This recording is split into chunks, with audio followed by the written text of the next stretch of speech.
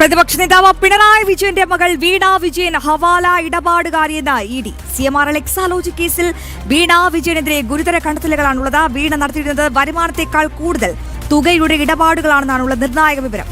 വീണയുടെ ഡയറിയിൽ ഉണ്ടായിരുന്നത് 20 കോടിയുടെ സാമ്പത്തിക ക്രയവിക്രയങ്ങളാണ്. വീണ ദുബായിലേക്ക് 85 ലക്ഷം അയച്ചതിനുള്ള തെളിവുകളും ഡയറിയിലുണ്ട്. വീണ വ്യാജ സിം കാർഡ് കൈവശം വെച്ചിരുന്നതായും കണ്ടെത്തൽ.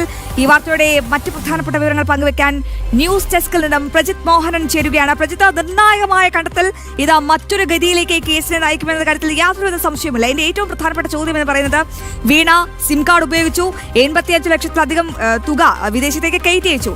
അപ്പോൾ സ്വാഭാവികമായും PMLA നിയമപ്രകാരം വീണയുടെ അറസ്റ്റ് അത് ഉടൻ ഉണ്ടാകാനുള്ള ഒരു സാധ്യതയില്ലേ? എങ്ങനെയാകും CPM ഇതിനെ പ്രതിരോധിക്കുക?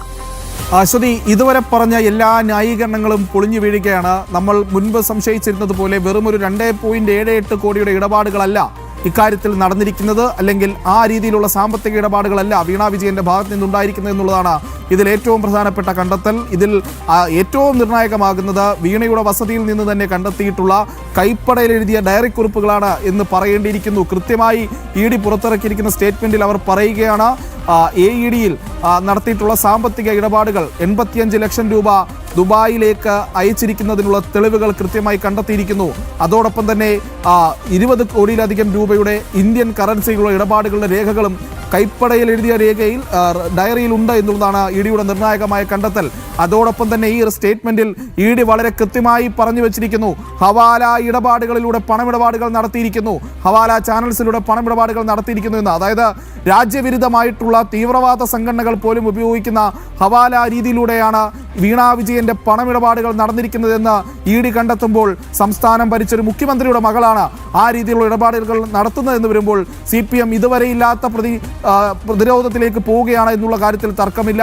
വീണ വിജയന് കുരുക്ക് മുറുകിക്കഴിഞ്ഞു, ഇനി അറസ്റ്റ് എന്നുള്ള നടപടിയിലേക്ക് തന്നെയായിരിക്കും ED പോകുക എന്നുള്ള കാര്യത്തിലും നിലവിൽ തർക്കമില്ല. കാരണം അവർ കൃത്യമായി പുറത്തിറക്കിയിരിക്കുന്ന ഈ സ്റ്റേറ്റ്മെന്റിൽ അത് എന്താണ് തെറ്റ്, എന്തൊക്കെ തട്ടിപ്പുകളാണ് വീണയുടെ ഭാഗത്ത് നിന്ന് ഉണ്ടായിരിക്കുന്നത് എന്നുള്ള കണ്ടെത്തലിൻ്റെ ഒരു സംക്ഷിപ്ത രൂപമാണ് അത്. 2.78 കോടിയിൽ നിന്ന് 20 കോടിയിലേക്ക് വീണ എത്തുമ്പോൾ ഒന്ന് ആലോചിച്ച് നോക്കൂ. ഈ എക്സാലോജിക്ക് നഷ്ടത്തിൽ പ്രവർത്തിച്ച ഒരു കമ്പനിയാണ് എന്നൊക്കെയുള്ളതാണ് CPM നേതാക്കൾ പറഞ്ഞത്. അങ്ങനെയെങ്കിൽ വീണയ്ക്ക് 20 കോടിയിലധികം രൂപയുടെ ഇടപാടുകൾ നടത്താൻ വീണയ്ക്ക് എങ്ങനെ കഴിഞ്ഞു എന്നുള്ളത് ദുബായിലുള്ള അക്കൗണ്ടിനെ പറ്റി നേരത്തെ തന്നെ വലിയ രീതിയിൽ ചർച്ചയായതാണ്.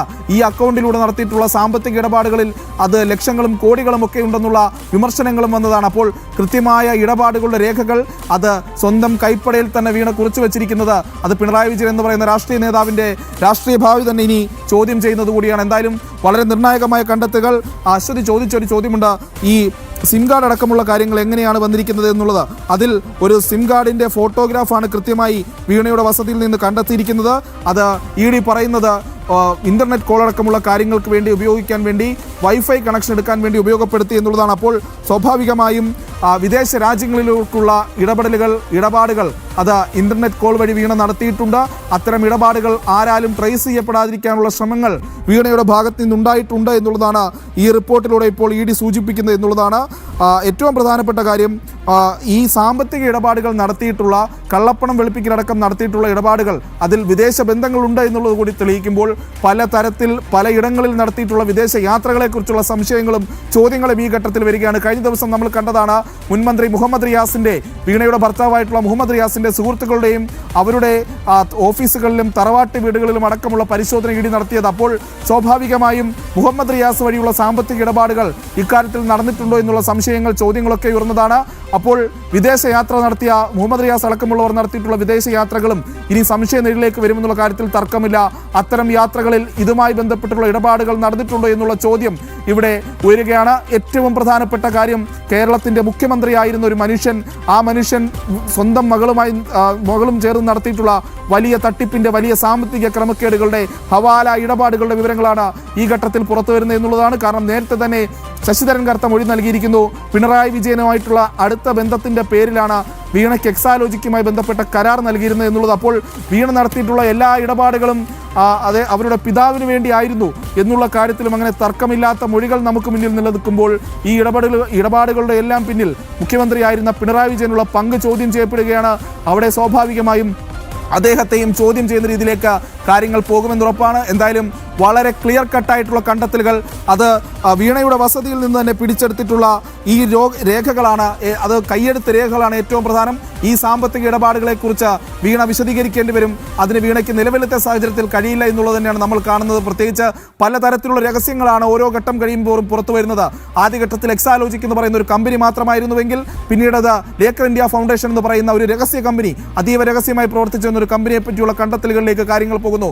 ഒരുപക്ഷെ കേരളത്തിൽ ഒരു മാധ്യമ സ്ഥാപനവും കണ്ടെത്താതിരുന്ന, ഒരു മാധ്യമ സ്ഥാപനവും അറിഞ്ഞിട്ടില്ലാതിരുന്ന അത്തരം വിവരങ്ങൾ ഇഡിയുടെ അന്വേഷണത്തിലാണ് പുറത്തു വന്നത്. പിന്നാലെയാണ് വീണയ്ക്ക് രഹസ്യമായി വ്യാജ സിം കാർഡുകൾ വീണയുടെ കൈവശമുണ്ടായിരുന്നു എന്നുള്ള പുതിയ വിവരങ്ങൾ പുറത്തു വരുന്നത്.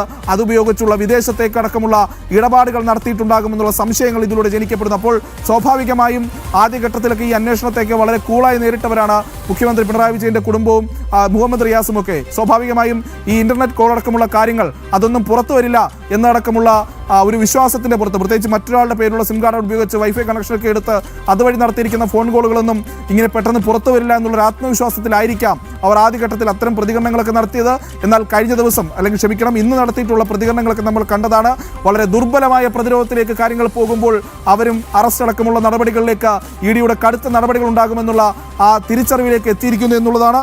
ഇനി കൃത്യമായി വീണ മറുപടി നൽകേണ്ടി വരിക. ഇന്ത്യൻ കറൻസിയിൽ നടത്തിയിട്ടുള്ള 20 കോടി രൂപയുടെ ഇടപാട് അതെന്തിനു വേണ്ടിയിട്ടാണ്? ദുബായ് കറൻസി ആയിട്ടുള്ള AED നടത്തിയിട്ടുള്ള 3.49 ലക്ഷം AED അത് ഇന്ത്യൻ രൂപയിലേക്ക് വരുമ്പോൾ 85 ലക്ഷം രൂപയാകും മാറും. അപ്പോൾ ആ ഇടപാടുകൾ, ആ രേഖപ്പെടുത്തിയ പണം അത് എന്തിനു വേണ്ടി ഉപയോഗിച്ചു, എവിടെ ഉപയോഗിച്ചു എന്നുള്ളതാണ്.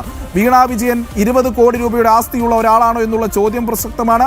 സ്വന്തം വരുമാനത്തിനേക്കാളും കൂടുതൽ പണമിടപാടുകൾ വീണയ്ക്ക് നടത്താൻ കഴിഞ്ഞത് എങ്ങനെയെന്നുള്ളൊക്കെയുള്ള ചോദ്യങ്ങൾ വരുമ്പോൾ അത് ഭാര്യയുടെ പെൻഷൻ വെച്ച് തുടങ്ങിയ കമ്പനിയാണെന്നൊക്കെയുള്ള മുൻ മുഖ്യമന്ത്രി, ഇപ്പോഴത്തെ പ്രതിപക്ഷ നേതാവ് പിണറായി വിജയന്റെ പ്രതിരോധം മതിയാകാതെ വരും ഈ കണ്ടെത്തലുകൾക്കും ഈ ചോദ്യങ്ങൾക്കും. തീർച്ചയായും പ്രജിത്ത്, അങ്ങനെ തന്നെയാണ്. ആ ക്യാപ്സൂളുകളെല്ലാം വേസ്റ്റാണ്. ഇപ്പോഴത്തെ പ്രതിപക്ഷ നേതാവിനോടുള്ള മുന്നറിയിപ്പ് തന്നെയാണ്. വീണ വിജയൻ അന്താരാഷ്ട്ര ഹവാല ഇടപാടിന്റെ കണ്ണിയാണെന്നുള്ള ഏറ്റവും പ്രധാനപ്പെട്ട വിവരമാണ് ഇപ്പോൾ പുറത്തു വരുന്നത്. എന്തായാലും ഇഡി തന്റെ വീട്ടിൽ നിന്നും ഒന്നും കണ്ടെത്തിയിട്ടില്ല എന്ന് പറഞ്ഞ പിണറായി വിജയന്റെ വാദമെല്ലാം അപ്പാടെ പൊളിയുകയാണ്.